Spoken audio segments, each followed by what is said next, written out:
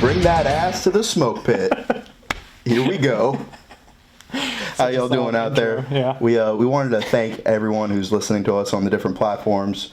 We just real quick, thank you for all that support. We've really appreciated it. Yeah, absolutely. All the feedback, again, both positive and negative. We love it. Yeah, and those of you telling your friends, we appreciate that.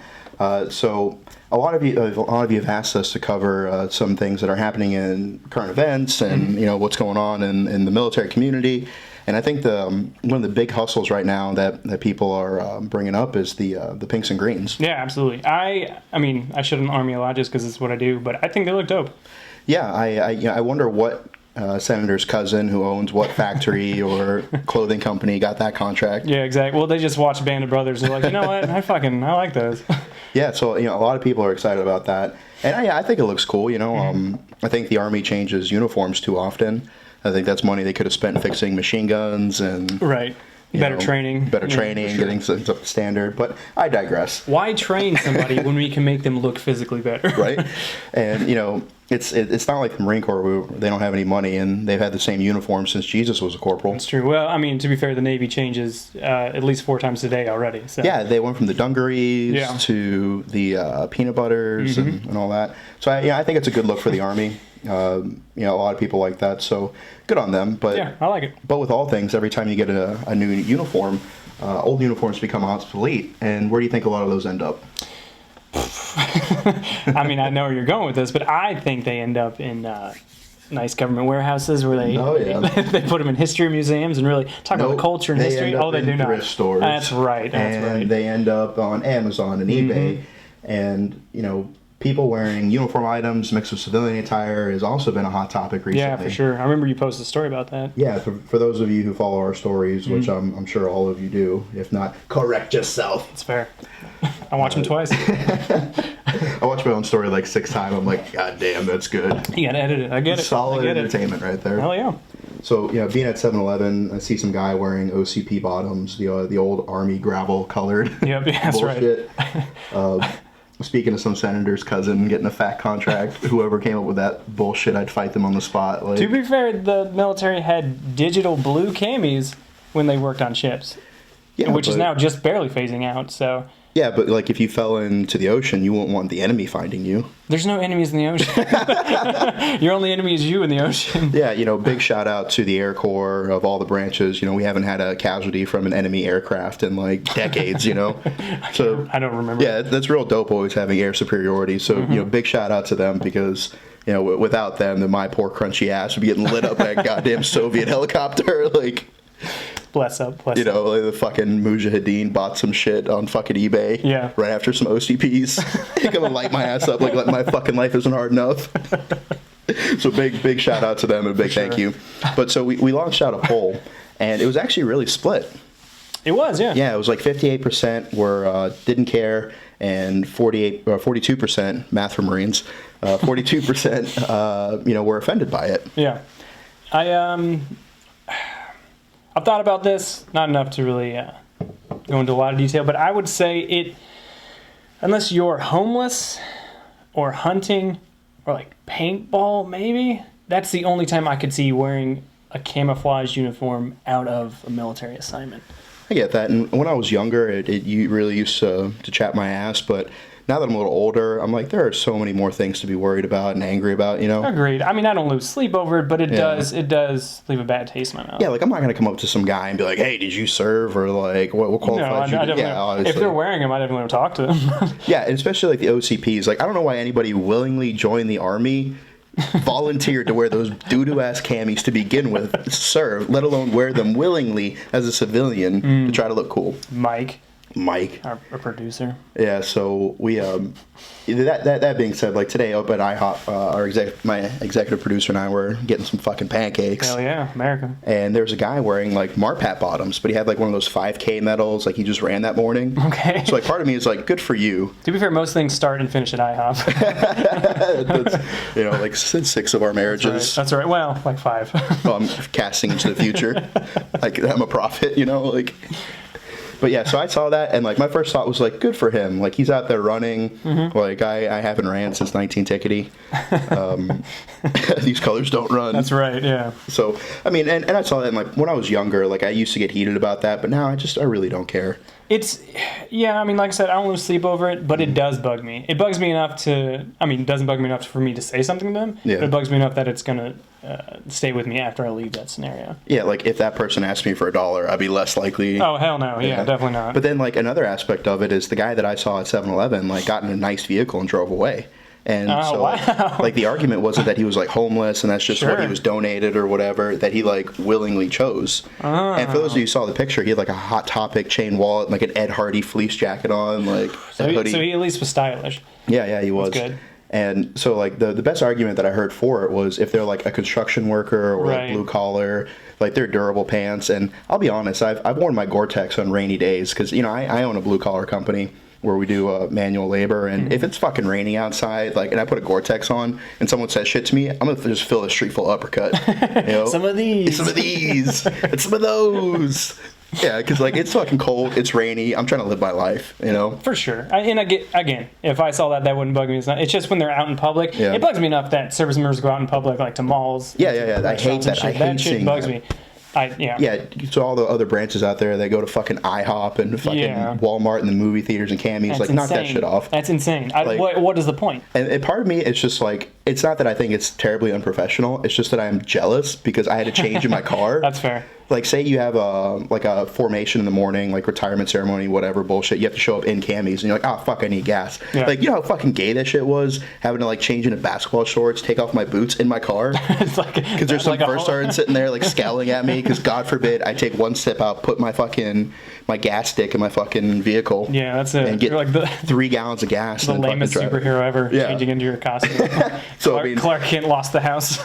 I'm just fucking jealous. It's not that I think it's overly unprofessional, but it's Yeah. a battle uniform. I feel like if you're on a time constraint, like got out of work late, you have a family, I understand that. I understand completely. Yeah, picking up milk, Pedialyte, Right, like exactly. whatever. Yeah, Like, condoms, you want to fucking but, watch yeah. a movie? Yeah, right, exactly. If you're out Wait, did you leisurely, just say condoms? Yeah, I am so proud of you. I've never worn them. Like, I don't am believe in them. so proud of you. Like Santa Claus, Easter Bunny, and condoms, 3 things I haven't used since I was a kid. But yeah, whatever you stopped. yeah, so if it's an emergency, Yeah. like, yeah, but like, don't be fucking out there like shopping for brisket. brisket. You know, like, it's bullshit. But yeah, and so I think, you know, you have the celebrities that wear the dress blue coats and they get a lot of heat That's from that. insane. And it's like, Yeah. what's the difference though? One uniform item and another, like, where do you draw the line? I personally don't like that. Yeah. Yeah, I think, you think that image of 50 Cent with his medals upside down and shit. Yeah. It's like, who advised you to do that? It doesn't even look good from a fashion standpoint, I don't Yeah. think. But, yeah, I don't like I had it. a buddy who met 50 and he said that he was actually like You shot him? No, 50 shot him.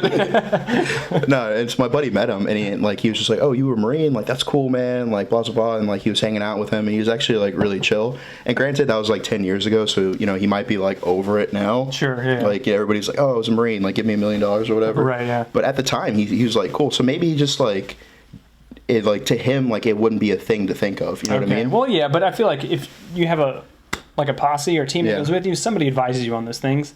Like, you have a fashion advisor. Yeah, I feel. maybe not. But it's like, it's kind of like one of those things where like all dudes like want to put in a girl's butt, but you don't see it from their side. Because I've taken shits that are smaller than my dick, and that shit fucking hurt. You know, and so like I think about it, I'm like, fuck. I love good night. you I'm pull a fucking analogies out monster. of nowhere. Like, how dare I do this to women? Like, this is fucking. You are a prophet. I am a horrible person. But you don't think about that in the moment. All No. you just see is the brown star cluster. And, That's right, and you want to. Yeah. yeah, and you just want to attack. So maybe in the moment, you know, you don't see it from the other person's side. Because I saw Yeah. this thing where this kid, he was getting fucking harassed because he was wearing a military uniform. And they're like, why are you wearing that? And he's like, oh, well, it was my brother's, and he died in Iraq. And so, like, once a month, like, on the day that he died, like, the 17th or whatever. I see. I'm okay with that because he has a reason, a sentimental value of his, and he has like a schedule. He does it. He doesn't just do it. That kid's not out shopping for condoms. Yeah, but see, we don't we don't know that from an outside perspective. So, like, you just see somebody wearing that, and you're like, oh, you fucking shitbag. See, but I mean, I guess, but at the same time, I feel like I would approach and ask. I wouldn't say shitbag at first. Yeah, but then you have to, like, talk to them. And, Yeah, you know, we said that's earlier true. that, That's like, true. we I don't like to actually talk walk to 'em. up to people. To be fair, I wouldn't accost or talk to anybody in uniform outside of Yeah. work at all. So, Yeah, that's fair. I would just shit talk them on my podcast later on. Viewed by over 12 people. 6 of those views are our parents. No big deal. And they gave it a thumbs down. Thumbs down. I am disappointed in you, young man. They don't like it. No, they don't like the tattoos or the loose women or the alcohol. What else am I supposed to do in my spare time? That's like literally That most is of my my life, hobbies. Yeah. It's my autobiography right there. Tattoos, alcohol, and loose women. Yeah, so I think that kind of sums that up. You got anything else to say about Nah, man, we pretty much covered it all. Yeah, I mean, I think most of the people who are bothered by that are like ROTC kids or boots, you know? Sure. Like most seasoned guys. Like realistically, all I really care about in life is just like paying my bills, managing my back pain, making memes, and when's my next blowjob. Exactly. Like that's... Whenever Mike decides, I guess. Yeah. And so, you know, that being said, this week... We read a lot of your comments, and a lot of people wanted us to tell combat stories and stuff. Again, yeah. Yeah, and so you know, I'm a classy gal. You know, you have to warm me up. For sure, yeah. You have to lube me up before you go in his ass, yeah. So I'll I'll tell y'all a story about something that happened in Iraq. It won't be combat related, but I think nonetheless you'll find it interesting. Iraq, it's combat. If I'm standing on it, it's America. That's right. Fucking A. So. We were sitting there in Iraq, and we had these like outhouses that were, you know, just plywood box with like a fucking barrel in, and you had to like hover your ass over it, right, and shit. And you know that's how we dispose of our waste. Mm-hmm. Then the corpsman would go in there and he'd pour gas and he'd stir it, or they get one of the boots to stir it. Whoever's in trouble, and that's how you dispose of 50 guys shit when you're living out in the middle of nowhere with no power, no running water. You know, most of us haven't showered in a month or two. Like, it's just what we had to do to survive. For sure. And so our corpsman was exceedingly lazy. Wait a minute. Wait a minute. I mean, there's Navy personnel that are lazy. This already sounds false. My Stolen God. valor. Stolen valor. Go ahead. And so we had been complaining about the shitters that we had, and eventually the engineers got around to building us new ones, and they brought it out, and they dropped them off, and it was fucking amazing. Mm-hmm. You know, like... They didn't have, like, all the fucking shit and gas smell, like, seeped into it, you know? Like, 70 dudes like jizz, right. Like, all over. Like, people would just, like, stop at our patrol base to, like, jerk off in our new shitters, you know? Yeah, you gotta decompress. Yeah, it's the only privacy you have. And so, brand new shitters, and this kid... can we beep his name out later? All right. He's actually probably one of the best machine gunners I've ever known. Nice. But like we've said, like being a good warfighter doesn't make you a good human being. Fair enough. So this shitbag. Literally. He goes in there, and you know he's got his fucking porno mag in one hand, he's got his Black and Miles and his matches in the other, and he struts in there, fucking drops his shit, fucking sits down, and he goes to light a Black and Mile. Unbeknownst to him, I just learned that word today. That's big. Our corpsman had already filled the barrels with MoGas. Oh damn! And because it made it easier to burn, because it was the shit would soak in it, so it'd be quicker, which is not a great idea. No. So this kid lights up a Black and Mild, and he goes to flick out the match, but it slips from his hand. Hits the fucking barrel. Immediately, a fucking giant flame comes shooting up, singes all the hairs from his fuking shins to his belly button. So he was clean. He was a baby boy, fresh as the day he was born. Oh my God. Like ready to be sacrificed. Burns all the hairs out there, and so like a lot of us are sitting out there waiting to use the shitters because there's only 3 stalls. That's all I'm thinking is that smell. Yeah, burned hair and shit and gas. And so we hear just a guttural scream. Yeah. Just like. And we're like, what the fuck? And so everybody snaps up and looks, and then all of a sudden you see this dude come flying out of the fucking shitters, pants still around his ankles, boots and boot bands on, walking like a fucking penguin. Right. Now picture this. All of his individual pube hairs, mind you, we had been on deployment for about 5 or 6 months at this time. Right. They were long. All right. Yeah, of course. Every single individual one was on fire as if it was like the wick of a TNT stick. Every single one. When it gets to the end, you don't want to see it. And so he comes fucking waddling out like a fucking penguin, and now the fucking shitters explode into this giant fucking fireball. And like these shitters were like 3 stalls wide and like maybe like 8 feet tall. Oh my God. Huge fucking fire. It got so hot that it melted the piss tubes. Oh my God. That our other corpsman, who was like, they're like, hey doc, you're a shitbag, you need to work harder. So he built these new piss tubes for us. Like PVC pipe. Yeah, they're like thick PVC pipe, and he did that to like for us, you know, to prove that he wasn't a shitbag. Right. And they'd only been up there for like a day. Melts the fucking PVC pipe. Jesus Christ. Fucking cakes the sand in the sandbags on the patrol base. Oh my God. fucking bakes them into brick, and then the whole fucking shitters go down, and the fucking platoon starts sitting there. He's got this kind of like half fucking demented smile on his face. That's what you probably like lost part it, of his yeah. brain fucking broke, Yeah. but it was funny. Of course. Like the Lance Corporal in him was laughing because it's hilarious. Pubes are on fire. Remember to beep that too. But like the staff NCO part of him was just like, I'm dead. Like Sergeant Major Of course, is going to yeah. choke me with my own dick. Absolutely. You know? As soon as he cuts it off. Like not even. He's going to like crunch you. He's going to fucking snap your ribs, Marilyn Manson style, That's right. and then put your head down there and choke you with it. Damn. And so, he was on the shit detail for the rest of the deployment. He had to sleep in the hallway. He got fired from the squad. Like he still went on patrol with them, but like when he wasn't on patrol, they need him on patrol. Yeah. Like, you know, when he wasn't on patrol, he was just doing bitch work all over. And I just remember sitting there fucking hearing the radio conversation. Staff Sergeant calls into Whiskey Maine and he's like, we need new shitters. And they're like, yeah, we know. We got some on the way. Like they should have been there already. Yeah, exactly. He's like, no.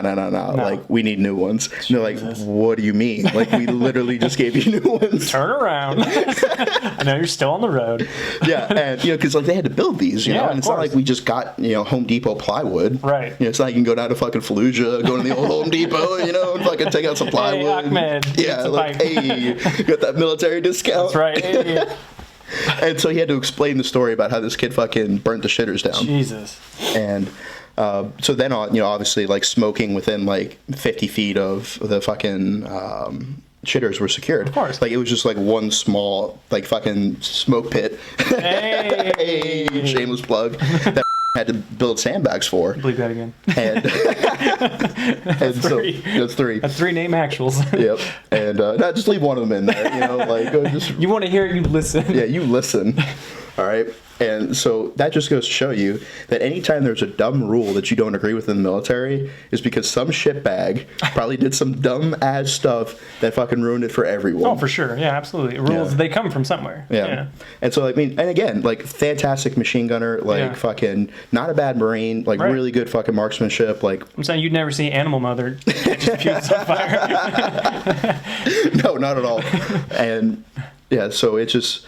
Yeah, that's what you guys get out of me for as far as combat stories That's for this fair. week. That's good for today. Yeah, because it's like, like people want you to like talk about that kind of stuff, and it's just like, man, like what fucking kind of like normal person would go through stuff like that and just be cool with it, you know? Yeah. No, for sure. Yeah. Well, and then all right. So next week I'll tell the story, or next time we record about. I know I told you the story before about my buddy almost lost his eye. Yeah. And I got yelled at for my bedside manner about seeing my buddy's eye almost come out of his head. Yeah, and like and another thing like that's really traumatizing about the military is you see a lot of dicks. A lot. Yeah. Yeah. A lot of Not dicks. super traumatizing for me, but And like not even with that, but just like being around veterans, like there's just kind of like that lackadaisical. Like, for example, like just the other day, I was over at our executive producer's house, and he comes out of the bathroom, just fucking dick swinging in the fucking wing. And I have to say, no bullshit, it's probably one of the biggest cocks I've ever seen in my life. Really? No Is that bullshit. why you have a hunch, Mike? Yeah, our He executive just producer. winked at me. It was a very his dick. seductive wink. Probably one of the biggest cocks I've ever seen in my life. Okay, that's what's up. And so I pose this question to you. Yes. Would you rather relive the worst experience you had in Iraq or just take like 10 minutes of fierce pounding from our executive producer? All right, to be fair, I did Yeah. Afghanistan, never did Iraq. Okay, yeah. Whew. 10 minutes straight? 10 minutes straight. Or until he busts, which is about No, just 3 10 minutes straight. Ooh. Like you just pump him full of Cialis, and Where so does- he ooh. could bust 6 times, but it's So, 10 okay. minutes Where does he finish? in your butthole.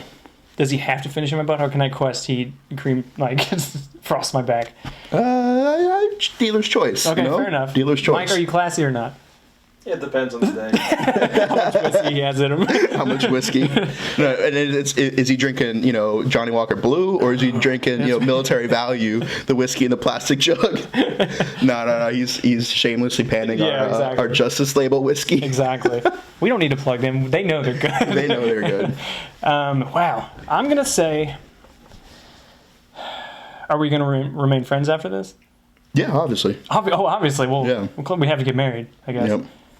I would probably. My worst experience.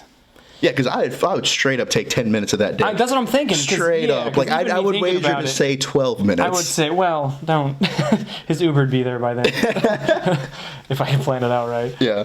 And I don't know. Maybe I'm like it's skewed because like I'm a bit taller than him, as I'm kind of like a bit more rotund shorter than he guy, is, yeah. you know.